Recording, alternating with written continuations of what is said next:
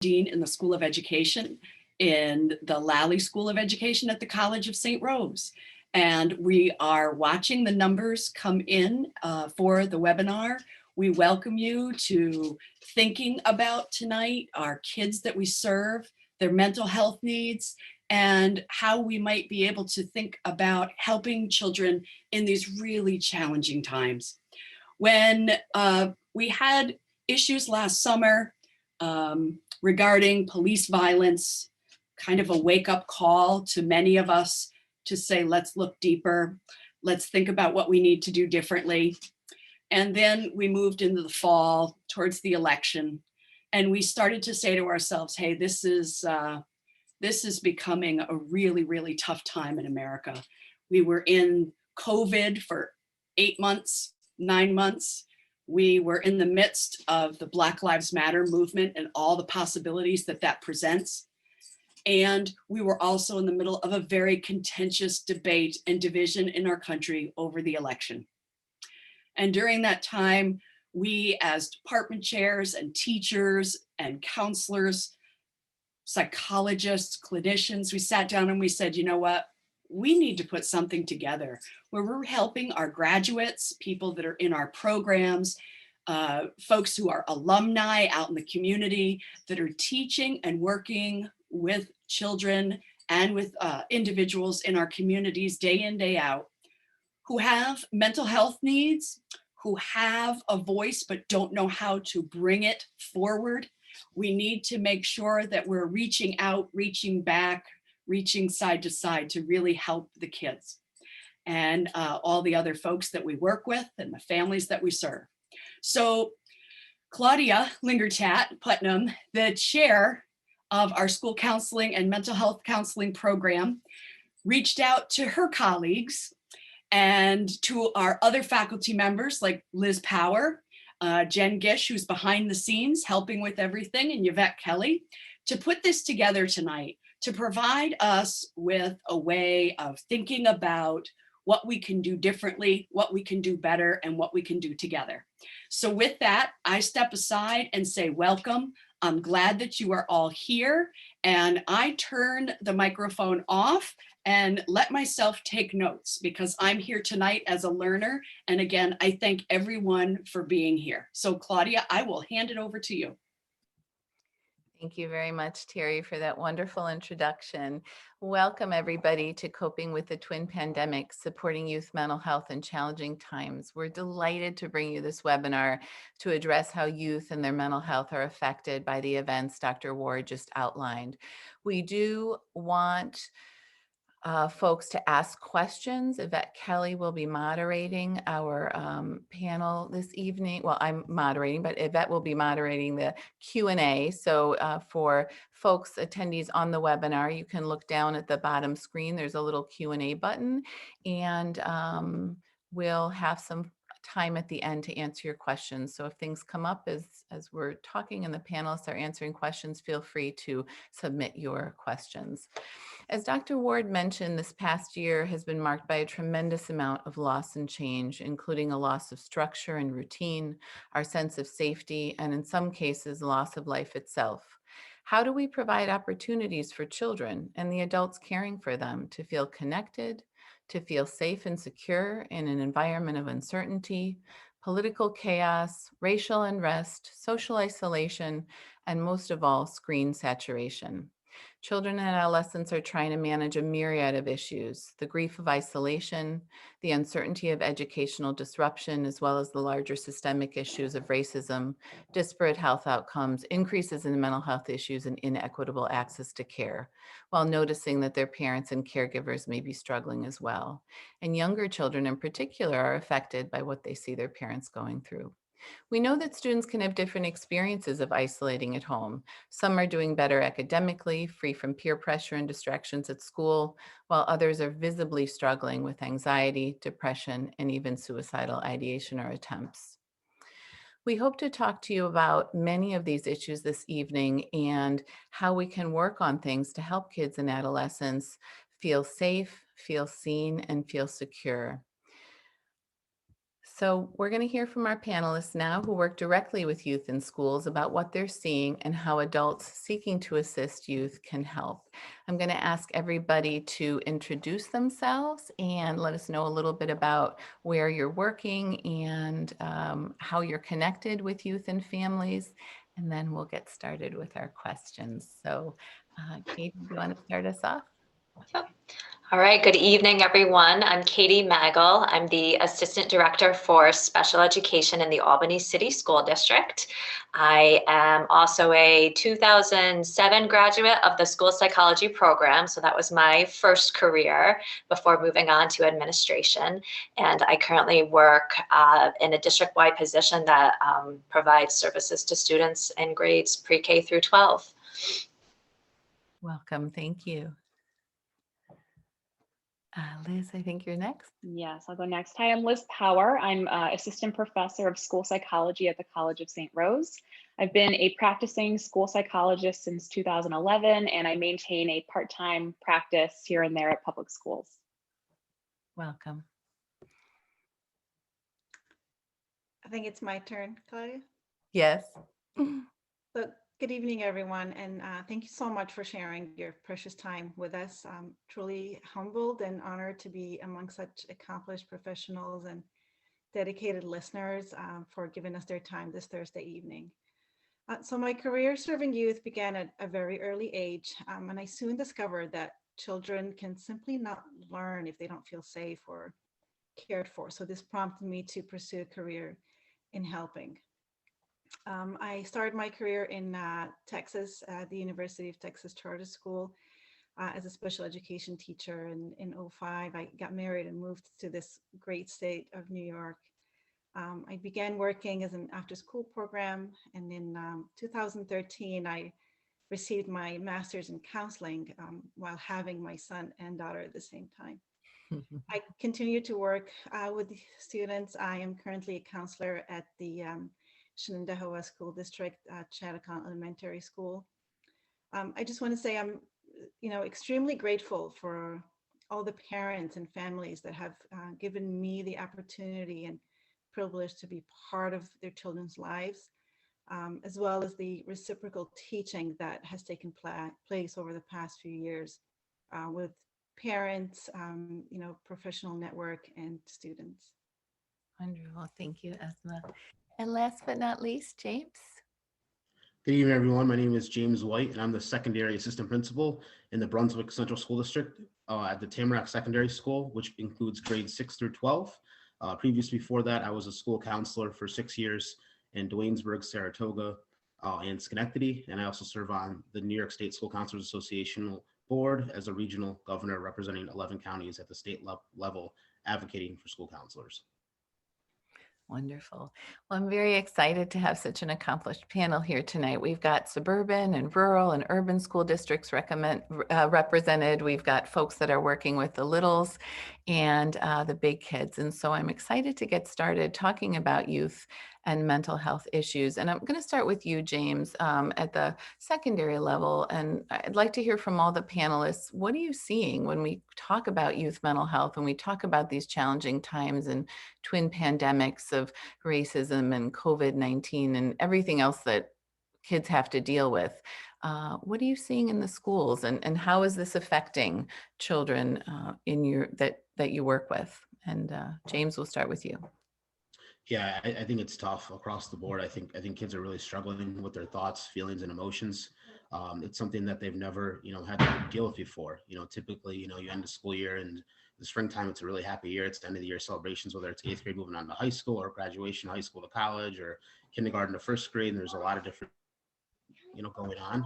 So I would just, say that kids are really struggling. And what we're seeing is the disengagement. I think that's the biggest piece, is we're losing students left and right. Some districts can't even identify where, families are. The CPS calls are way up.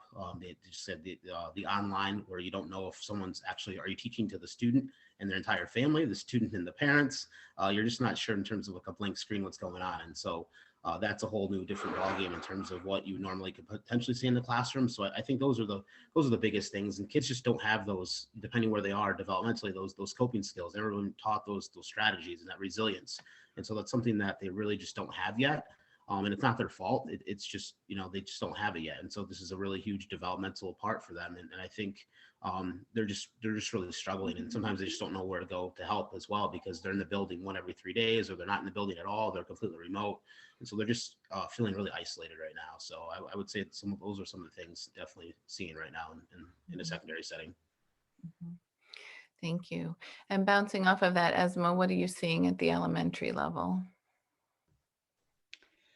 So, to reiterate what James said, life has definitely become very unpredictable this past year, and it's negatively affecting and impacting families at different levels. We're definitely seeing the results of both the circumstantial and chronic trauma. Children's reactions vary depending on their age, their developmental level. Again, like the inner resilience, their ability to cope and bounce back, whether they have that or, if they've built it or not. At the elementary level, there has been a range of like negative feelings, including sadness, an increase in overall defiance, especially at home, emotional and physical symptoms of anxiety that's definitely gone up a lot, um, increased anger and tantrums in younger children, and then displaying behaviors that are just simply not age appropriate, a lot of sleep difficulties, bedwettings. At school, we see difficulty concentrating on schoolwork. And then, the biggest problem that schools face, and I have to say, this isn't just our district or region-wide or statewide or nationwide, but it's the chronic absenteeism that has become even more problematic than before. These emotional and physical symptoms are a result of their repeated disappointment. There's a huge lack of socialization, at home and, at school to a certain degree, but at home definitely. This pandemic has hit families really hard in many different ways. There's been a lot of change in family makeup and dynamics. There's been a lot of economic hardship. And the one that I think that it has been like the most difficult to deal with is a lot of loss. There's been a lot of continuous loss after loss. Katie, I see you shaking your head. Do you want to add to what you're seeing in your district? Yeah, absolutely. Certainly, right. The pandemic has touched everyone from every class, socioeconomic status. Certainly in Albany, the chronic absenteeism is something that we see K through 12. Think about the frustration tolerance for virtual learning and how hard it is, right? As adults, we struggle those days where in front of a computer and in virtual meetings all day long. And for these students K through 12 to learn, whether they are a very high functioning student or a student with significant disabilities, it's challenging. Taken a little bit of a different perspective. So in Albany, Terry Ward mentioned earlier about the political climate of everything going on with the Black Lives Matter movement. And certainly in Albany, our population is really impacted by COVID. Back in September, we had an extraordinary number of staff cuts in our district, and that was due to Cuomo's anticipated or proposed budget cuts. So currently in our model, our secondary students in grades 7 through 12 are all virtual. And that's not because of COVID. We had a plan in place to phase students in with social distancing and all the necessary precautions, but it's because we lack staff. And so really feeling that, just how hard we were hit with that in September. And then also being impacted by the political climate in our nation. We see just a lot of the emotional stress brought on by the Black Lives Matter movement and just helping our minority students with the hardships that they face day in and day out. Thank you, Katie. I definitely think there are, you've all really talked about individual factors, family factors, and then those systemic factors, many of which are out of kids' control. Liz, I want to make sure we get a chance to hear from you as well about what you're seeing in your practice. Yeah. So I was actually going to address it on two fronts, and it relates to what we've been talking about in terms of the basic needs not being met. I feel that it relates to COVID as well as the racial inequity. Kids are not feeling safe. They're not getting the food that they need. They're not getting, the the love that they need at home or at the school. So they're not feeling comfortable, and that does not make for a learning brain. So as a school psychologist, when I have folks come to me and say, I need this kid tested for special education, I'm not about to do that because a kid is not going to give me their best effort. So I don't know if it's truly related to a disability or not. So I think that, it brings it all back to what are our kids getting? And those basic factors are not being met right now. And to not put that blame on other people necessarily, it's just this climate, that we have, and we as adults have to do something about it. Mhm. So you've all raised issues that both Dr. Ward and I mentioned in our intro around really feeling disconnected, this sense of loss that I think as humans all going through the pandemic can face, and that it's hit our kids even harder in some ways. Because I think, as James, you mentioned, they don't necessarily have developed the coping skills yet to deal with everything that they're facing, and yet they can be incredibly resilient. So I'm really curious about how your districts and in your practices, you're helping kids stay connected, stay regulated, build relationships in environments, whereas Katie and James, you point out, we might often be completely remote. So I understand this is a huge task, but I'm sure there are folks on the call that are really interested in, what districts are doing to help kids and families, and how we can increase those connections. I don't know if anybody wants to tackle that one first. Sure, I'll tackle that first. I think so. We have a couple different things we're doing. So this year we actually hired a counselor to specifically work with our remote students, because certainly our counselors that they have, their caseload's already high as it is. And so to ask them, we hired additional staff for specifically remote learning, but it's like, well, what about the social emotional needs of these kids that are never going to step in the building, but are our kids that are eventually coming back? So we hired a counselor, K-12, and they have a Google Classroom set up for our remote learners at the elementary level, as well as the high school level. And they have office hours every week. They post resources for students that are fully remote, and they also have a connection with our counselors as well. So they're kind of like a liaison between home and the other counselors as well. And so that's kind of how we support our remote students, as well as we've started doing a ton of home visits, and it's been super powerful, just super powerful. And again, I think it's so important where sometimes you take a deep breath and put things in perspective where some of your students are coming from, and you realize they're definitely not getting their basic needs met. And when they're in school, that's their safe haven, that's their safe place. And now they're at a place where they don't really feel safe. And now they're there 24/7. It's like they're almost like trapped there.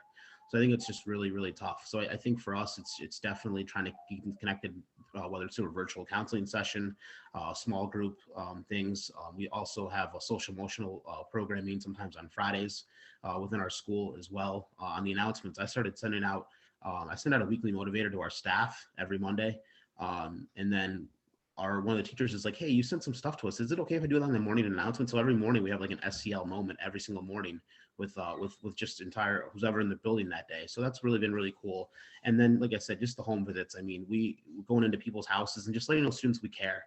I tell them, listen, I'm not worried about your academics right now. I just want to let you know that we care and we want you back in the building. And we're really starting to identify students that we know that are feeling really disconnected, and how can we get them back in the building. And I think that's really, really important, is that we have a superintendent, Dr. Maloney, who's amazing. And certainly, yes, academics is absolutely there. And in the end, we want them to have a degree and be college and career ready. But if your basic needs aren't being met and you don't feel comfortable in school, you're not going to learn regardless. So we want to take care of that social emotional piece first before we even start to really engage families and students in learning. Mhm.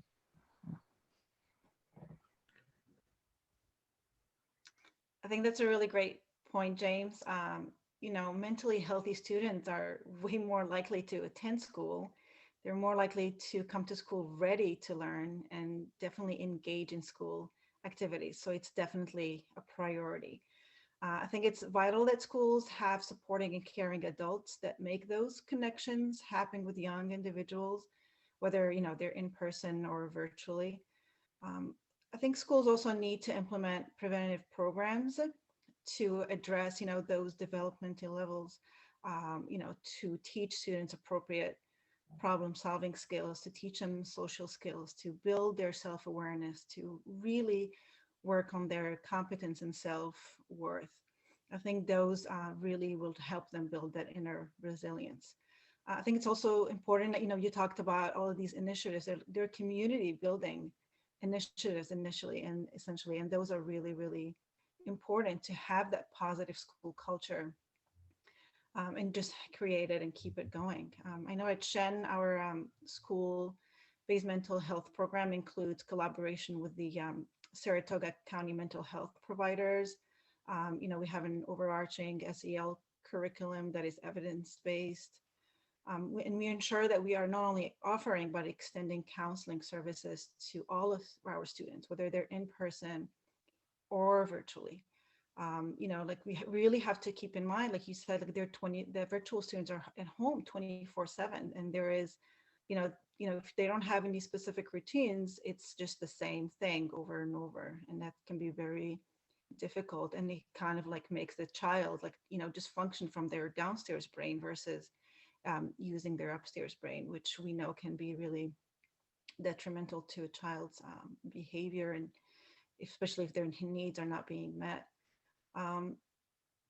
So we just really need to understand that these feelings of loneliness are similar to grieving. Kids are grieving those routines that they once had when they attended school. They're grieving the time, like going back to normal. We keep saying, and not normal times. So they're really grieving those things. And while some families had a choice, like Katie said, other districts who were affected by cuts just simply didn't have a choice. So some families were just thrown into this. So I think from a systemic standpoint, we really need to do a better job of advocating for equitable funding across all of our schools, no matter whether we were or weren't affected. I think that's something that we really, really need to work on. I'm going to just jump in. Again, my practice is a little different because I'm working with like the older kids, my grad students, but I think sometimes we view them as our kids.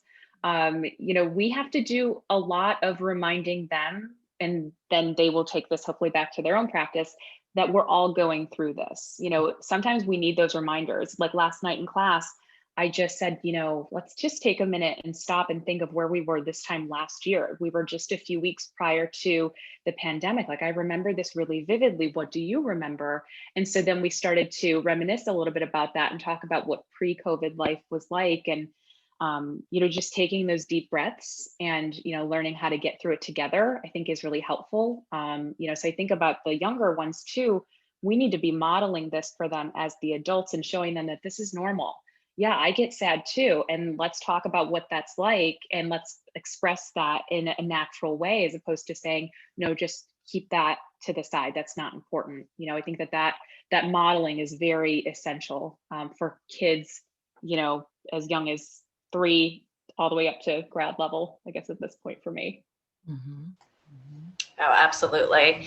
For adults to model it. And I think Albany has been really great about how we are embedding our SEL or our social emotional learning into our tier 1 curriculum, because that's the goal, is to make this universal language. And, we do have a comprehensive K through 12 counseling plan. Elementary teachers provide explicit SEL instruction. There are select buildings that use a program from Yale University called Ruler that incorporates different trauma-informed care, which our district is all trained on, and restorative practices. We have the second step curriculum, K through 8, that's actually been updated to be more culturally relevant, which is especially good for Albany being an urban district. But I think about like even before COVID, how increasingly isolated our students' children are with all the technology out there, the social media, right? The fear of having a direct conversation with somebody because we're so, addicted, for lack of a better word, to technology. So at the secondary level, again, because our students are all virtual, and I should add that actually fully self-contained special ed programs do have the opportunity to meet in person, but they're very few and far between. But the middle and high school schedules were developed for that, for the purpose of trying to build connections in a virtual world. So at middle school during period 1, there's specific time that's dedicated to SEL and to the language and the strategies that are used. At the high school level, For the first 45 minutes of every day from 9:15 to 10 o'clock, students are in pod, which is an advisory period. And it's not a time for content area instruction. It's a time for case management, right? Check in, check out, touch and base with students. Hey, what are your goals for today? And just helping them build relationships. So it's a teacher with, who knows, 15 to 20 students, and specifically to help build those connections in a virtual world. I'm struck by how what's coming up for me. I was thinking as you were talking is that grief behavior can often look like misbehavior.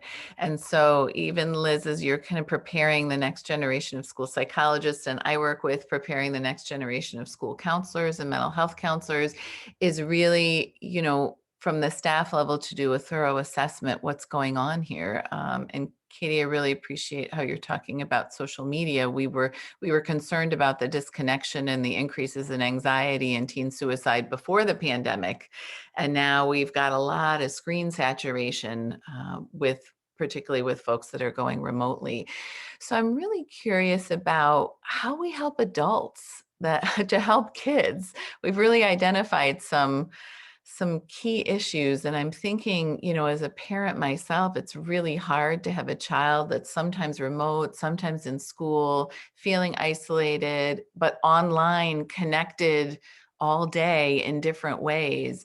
And then as Esmond James pointed out, we've got, folks in different financial situations, maybe facing economic hardship, maybe facing eviction or homelessness. And we're all really stressed, as well as grieving and dealing with our own isolation, particularly if we've lost somebody to COVID and we weren't able to say goodbye in the same ways that we're used to, if we weren't able to be in the hospital with them or have a funeral in the ways. So many of our rituals have really gone away, the rituals of school, the rituals of loss, the rituals of connection. So I'm wondering if each of you could spend a little bit of time speaking about how we can really help folks that are really concerned about their kids, whether it's their neighbors' kids or kids in the community or their own kids, to help navigate some of these issues. I don't know who wants to.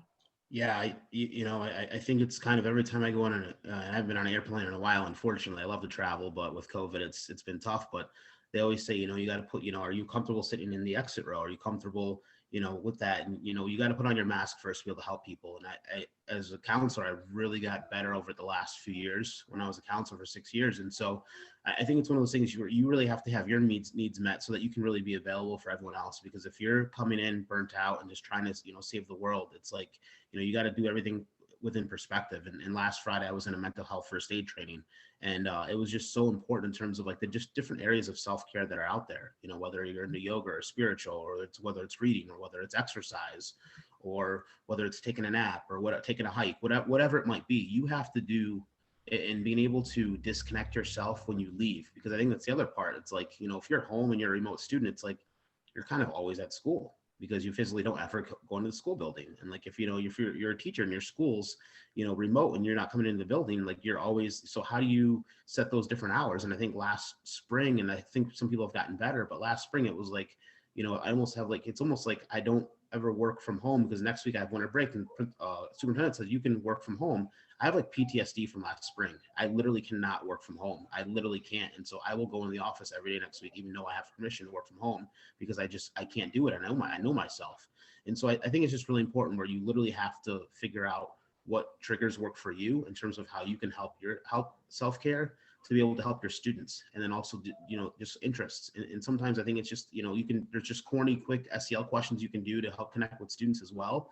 And then you can just kind of get the conversation flowing from there. And then once it kind of goes, you can kind of figure out what you're going to do next. But it's really important where you have to really take care of yourself first. And I know, we got into these fields because we want to help people, but think about it. If you're not practicing what you preach, then how are you really going to help the most people that you really can help? I'm going to tack on to what James said in terms of that self-care. We're constantly preaching it in our programs. Our students are probably sick of it at this point, but Dr. Hoff, who was supposed to be here actually to begin with, he started self-care Mondays. And so it's like a 4 o'clock check-in where our students can pop onto Zoom, and it's 10 minutes. They come in, we put them in breakout rooms, and we talk about our self-care goals for the week. I started really gaining an interest in that over winter break. I read this really great book. I'm going to plug it out there because I thought it was really helpful for me. It was called The Power of Ritual. And it was written by someone who came from the Harvard Divinity School. And it addresses what James had just talked about in terms of those different self-care aspects, like what can you do to address the spiritual aspect, the physical, the emotional, and it helps you establish these routines and rituals that will help you carry you through your day. And I think that that helped me gain more control over my life. And so when I came back to this crazy semester, I really realized like, okay, this is too much. I'm on Zoom again too much. And I feel like my life is, I don't have that control. And so I had to really step back and make sure I was meeting my self-care needs, because then I can better meet the needs of my students. And then the other piece of advice I would give is for parents to reach out for help. I have, I think I've become more of a social worker. I feel, in the sense that like I've been reaching out to like more community agencies. I've gotten to know folks like, in terms of like funding that's available just through other people within the community, and you just don't know what's out there. So reaching out to your school system for help, your counselors, your school psychologists, your social workers, and saying, where do I start? And don't be embarrassed about it. This is happening to everyone. Again, that reminder I think is really important, and we can help you with that. We can connect you to the community because we know people. And I think that, that's my biggest thing. Don't have an ego when it comes to that. That's what we're here for the kids and the adults. So I'm going to sound like a broken record.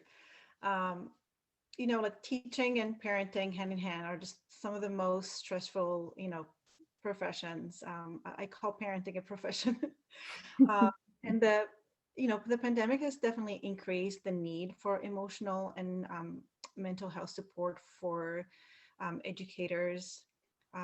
Teachers are more anxious about their performance. There's an increase in feelings of guilt as they're expected to produce results and show growth no matter what. Especially with teachers doing remote learning and not able to just reach students as they once had in their own classrooms. So what once worked now no longer does. So we have to recognize how this pandemic has just turned our world upside down. And I think, teachers and parents need to first practice self-forgiveness. And understand that certain things are just not going to be able to get done, or certain things are just not going to go the way we want them to go. I think that mental health has to be at the forefront of our minds. We have to do things that reduce stress and just keep us centered and regulated.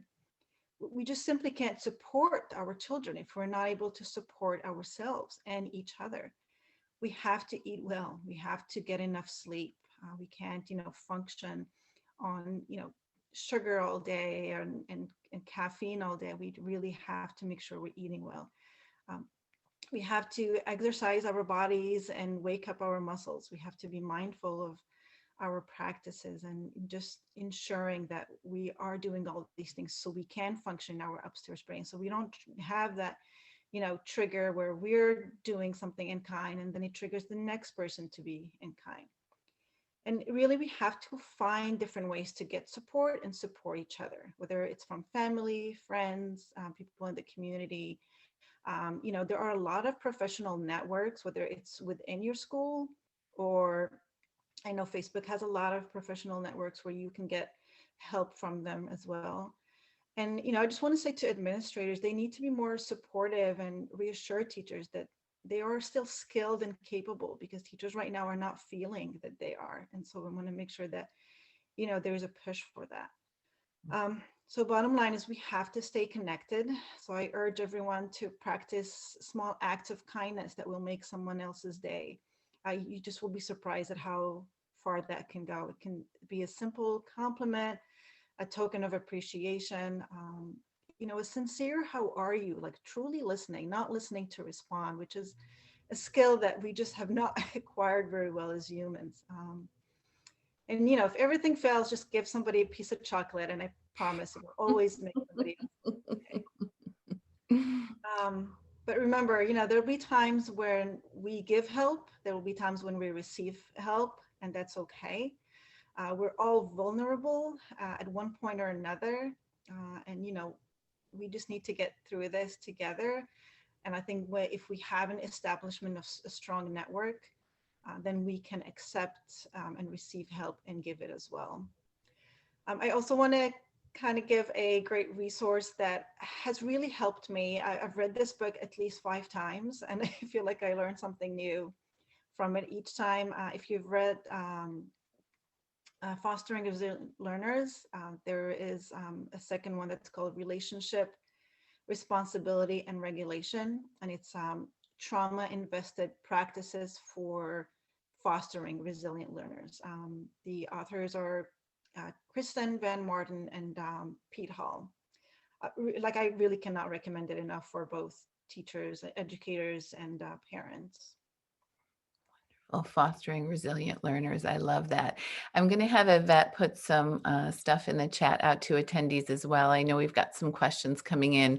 The Mental Health Association of New York has phenomenal resources on the web, and they have a school resource and training center. And there's a whole family section with ideas for wellness connections and mindfulness and breathing. And so, I see that Yvette was on it. So there's programs for schools and mental health literacy. So if you can also Google that.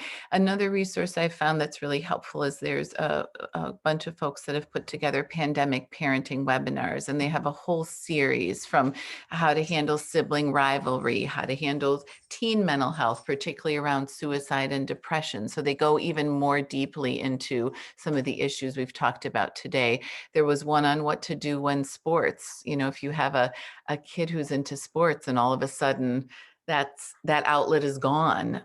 It has ramifications for college and scholarships, and particularly for many of our kids that live in communities of color. So lots of good resources.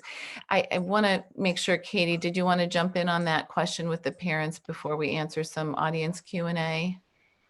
Oh, sure. So that question of, how can we help adults and to help support their children? And I definitely echo all of the discussion about self-care. And if you know me, I'm always trying to have checks and balances in place because, right, we have to model it. I'm very good with the waking up early and exercising religiously, not as good with the sleep and always trying to find that work-home balance. But I also think about, when we think about yes, self-care is important, but also think too, and again, coming from that Albany lens with the, racism that our students, experience, and it's not new, but it's certainly, come to the surface with our political climate. But the idea that as adults, in order for us to help support students and support parents, we really need to reflect on our own biases that are all, that are inherent to us, and really sit down and initiate these very tough discussions about racism, because again, in Albany, that's a huge, huge topic that's affecting our students. And that very first step is just being conscientious about setting the time to have that discussion and really asking that question about what steps can we take to promote more equitable outcomes. And these discussions are uncomfortable. It's, you certainly have to be in a safe space. You have to be, listen actively, be open-minded. I know as a special education administrator, I oversee the school psychologists in the district, and at our monthly training this past week, we talked about disproportionality data in our special education population. And where does that come from? What can we do to help promote more equitable outcomes? Same thing at the administrative level, working with the Committee on Special Education chairpersons who are in a huge decision-making role, and just really creating that opportunity to have these discussions, because ultimately as adults, we have to reflect on these huge issues so that we can help students, because the students are coming to us asking questions. So just another kind of angle about how we can help others by helping ourselves. Katie, I really appreciate that you circled back around to that, because that's so important. And on top of everything with the health pandemic, there are all of these other issues that kids are dealing with. And I would broaden the lens to, it's not just important for folks in your setting, it's important for everyone to get on board because this is a human issue. I'm often struck by, we really can't work on what we can't or do not acknowledge. And of course, Audre Lorde, the notable civil rights activist, talked about, it's not our differences that divide us, but it's our inability to recognize and accept and celebrate those differences. So I want to leave you with that quote from her. I do want to get to some questions. I see that some of the Q&A has been filling up. So Yvette, I don't know if you can maybe direct us with a Yeah, question or two to answer. Sure, will do. Just want to, before we get started, just do want to send a reminder that if you have a question for the panelists, then you can chat that into the Q&A section, and we'll do our best in the time permitted to answer the question. So we did have a couple questions come in. There is a question just in terms of how parents can support and help children who are dealing with like sleeplessness and anxiety. So I'm not sure who would like to take that, but that is a question that we have.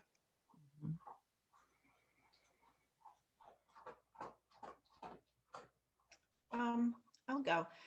So as a parent, I always assure parents that no one knows your child better than you do. And if you have any concerns about their reactions or, things like sleep, I think it's really important to discuss that with your pediatrician, or professional.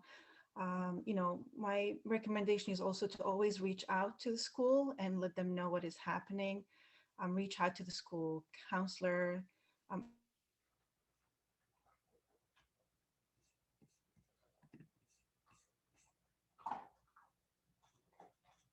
Oops, did we lose Esma? I think we lost Esma's. Esma, we lost your sound. We can't hear you. All right. Does anybody else want to weigh in on anxiety, sleeplessness?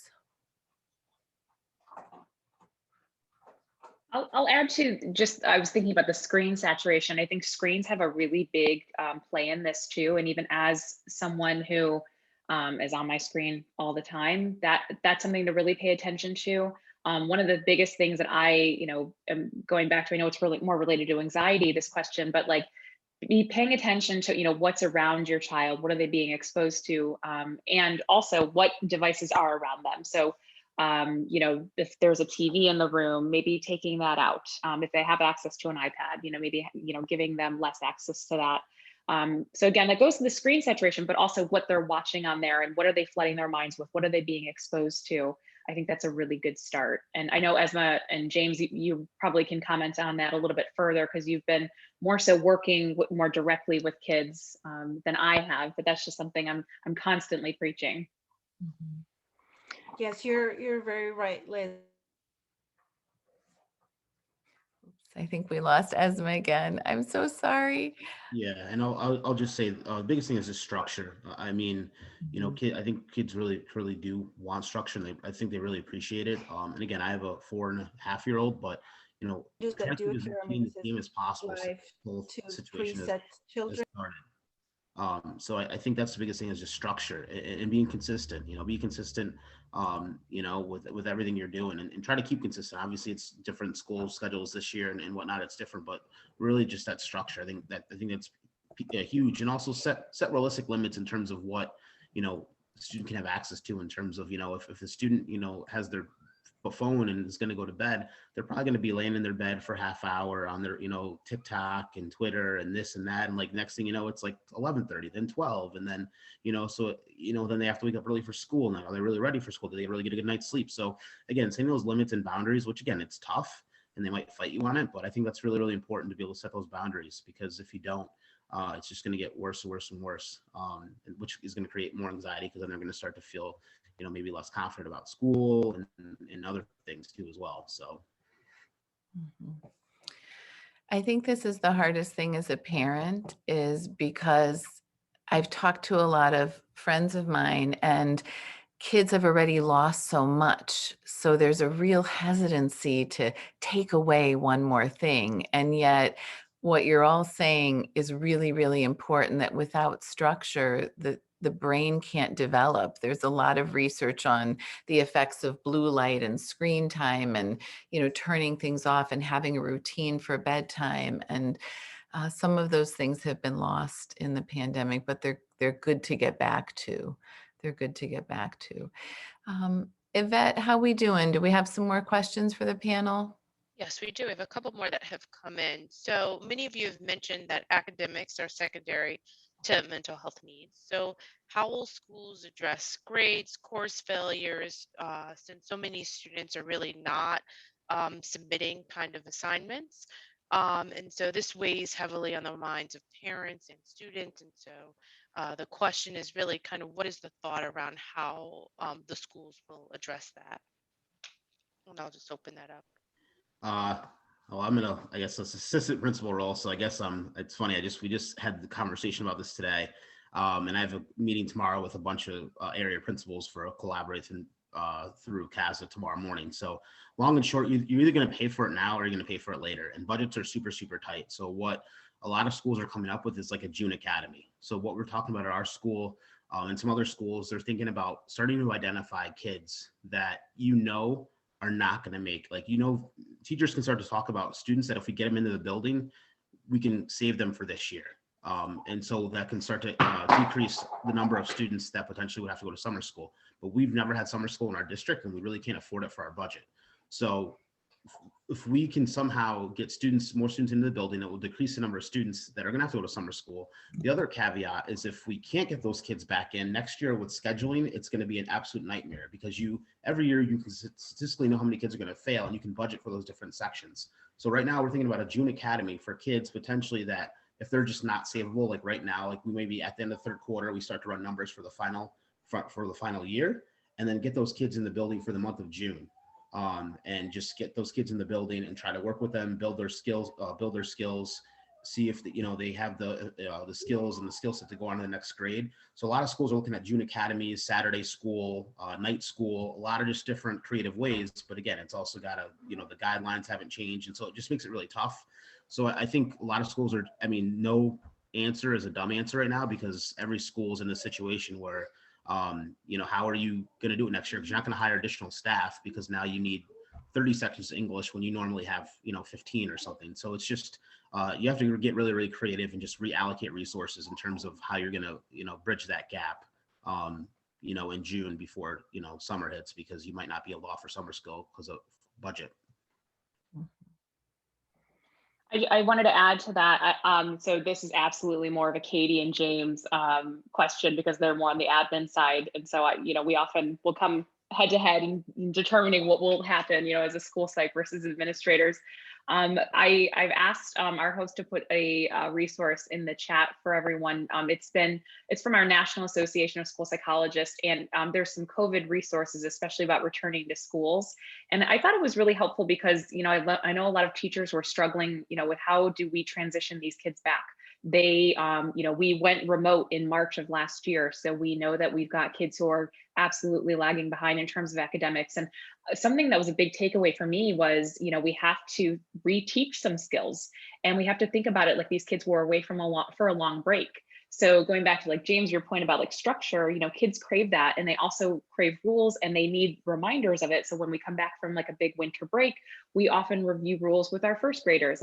Okay, do you remember what it's like to stand up and go to the bathroom as a class? Do you remember what it's like to push your chairs in? And so you review these things to make kids feel safe. So that was just one of the takeaways that I took from one of those resources. And I think we're going to talk about some other resources we can offer that hopefully will address the academic concern as well. Thank you, Liz. Thank you, James. I'm also struck by, I was listening to Dr. Bruce Perry, who is a noted child psychiatrist and wrote a wonderful book on trauma in kids called The Boy Who Was Raised as a Dog. I highly recommend it. And we'll try to definitely get a book list and some resource list out to attendees after, because I know we've been mentioning a lot of things. And he really reminded me about, Maslow before Bloom. So we want kids to learn. And we also have to take care of their basic needs. And he said, in the scheme of things, kids will catch up. And I often thought about that. You know, we get really worried about, are they learning? Are they learning? And we're in such an uncharted territory that, you know, everybody's doing the best they can. So I kind of work from that frame. And I also want to make sure we're supporting kids that are really struggling with anxiety or depression or suicidality, or as some of the panelists mentioned, abuse and neglect, and that we're really taking care of them and identifying them, as well as taking care of ourselves. So Yvette, what's next? We have maybe about 5 minutes left. And so I want to make sure maybe to get to one or two more questions. Sure. Yeah, there's a question related to from the perspective of a school provider. How has the communication been between outside providers and the school district when virtual learning has decreased with teachers in the building? So, you know, is there a line of communication that is happening, or do you find that it's been disrupted given the current environment of virtual learning? We all know that mental health for students has increased, and so um, do you see yourself interacting with outside professionals more often or less often, given the current climate?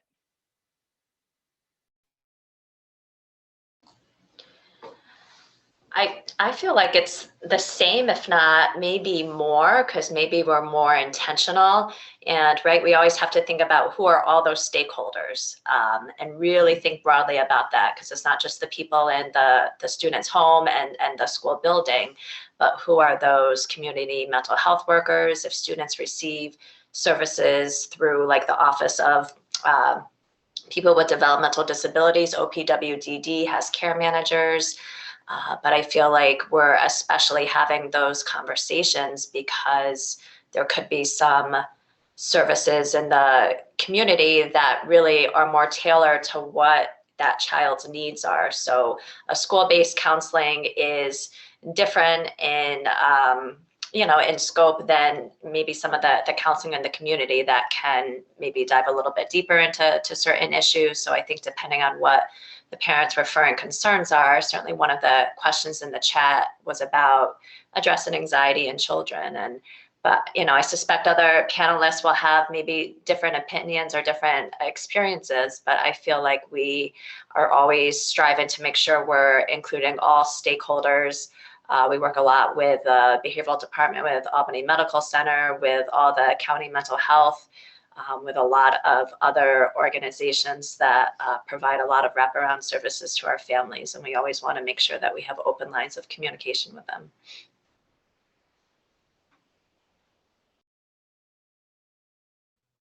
I would just quickly, yeah, definitely a lot more for sure. And it's been very helpful to be able to connect all those different pieces, because they'll have some different perspective because they see the student in a different wavelength than we do. And so, but definitely more communication. That's been really, really helpful.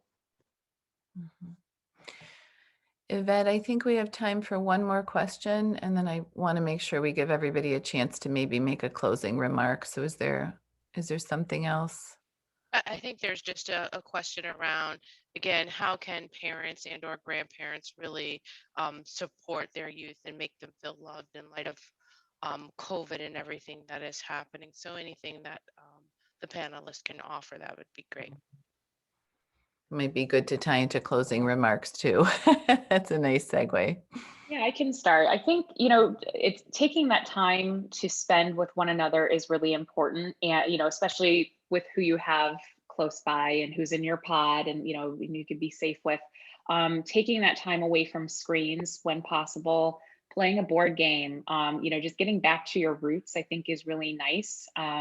Laughing, watching silly movies, like just spending that time together and remembering that you have each other. And that we have gone through a lot of loss, but we have to remember that there are silver linings to what we've been experiencing, even related to a lot of folks waking up to the racial inequity that has existed for hundreds of years. The silver linings are that we are making changes, we are trying to do better. And with COVID, we are really seeing like what is important in our lives. We're taking stock of that, and maybe we're cutting the fat when it comes to some other stuff. So again, just taking advantage of what you have now, and really taking a look at like what's most important in your lives.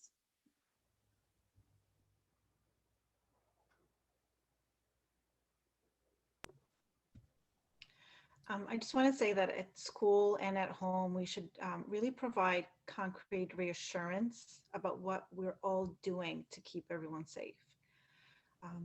School should really focus on teaching children how to identify their emotions, validate their emotions, and teaching them positive coping statements. I just really want to reiterate, remember that our children are constantly watching us, and we want to make sure that we're modeling healthy reactions for them. I think that's key. Katie or James? I think just to continue to reassure them, we're all in this together. This is, there's some things that only impact certain populations or subsets of people. This literally has impacted everyone, and no one's immune to being impacted by COVID at all. So I think biggest thing is just reassure, continue to tell them, you love them. At some point, we're going to be able to get through it, and life's going to go back to quote unquote somewhat normal. But I think there's going to be a lot of positive changes that have come out of this as well. I think my favorite thing, and this might be my biggest pet peeve in education, is we've always done it this way. Now I haven't had to hear that for the entire year, and it's been absolutely amazing. That's one of my biggest pet peeves, and it just irks me. So, get creative, try something, take a risk, and that's okay. And so, different things that you might have had with your parenting style or your grandchildren or whatever, like try different things, redirect them in different ways, take a risk, because there's no handbook for parenting or grandparenting as well. And so teaching, we're starting to realize that maybe the handbook we thought that teaching are the best way maybe isn't the best way. And I think that I think now that remote's been on the table, honestly, I think there's going to be a part of remote learning that stays forever, to be honest. I don't know if it's going to be open for every student, but I think there's been also a small percentage of students that we have to recognize that they've killed it in remote learning. They're killing it. And in their anxiety, because they don't have to come into school, is they don't have anxiety anymore. They don't have depression, and they're actually rocking it. So I think there's positives, there's pros and cons. Everyone's at a different place in terms of their comfort level with COVID, but I think overall we've learned a lot of good lessons. And, I'm excited to see what the next steps are in terms of, the vaccine and things like that, and the progression we've had with racial injustice and things like that. So I like to be the glass half full, and we'll see what happens in the future. Thanks, James. Katie, we have about 30 seconds left. I want to make sure you get a chance to have some closing comments. Absolutely. I think James, ended it on a good note. And I would just say that in a culture where, I think with COVID, we've all become maybe a little sometimes critical, right? People pushing maybe their personal agendas on us, but just show mercy, show grace, overlook the offenses, right? We're very easily offended in this COVID era, and to really just focus on the positives, and in response to that direct question about it's quality over quantity, the time that you spend and what you're doing during that time. So. Thank you. Well, I'd very much like to thank all the panelists for your compassionate and empathic responses. I want to thank all of the attendees for joining. We will make the recording available, and I know Jen Gish will help, and Yvette and I will put together some of the resources from the panelists and share all of the websites and things with you. So we hope that you continue your journey and take care of yourselves. Thank you, everybody. Thank you. Thank you.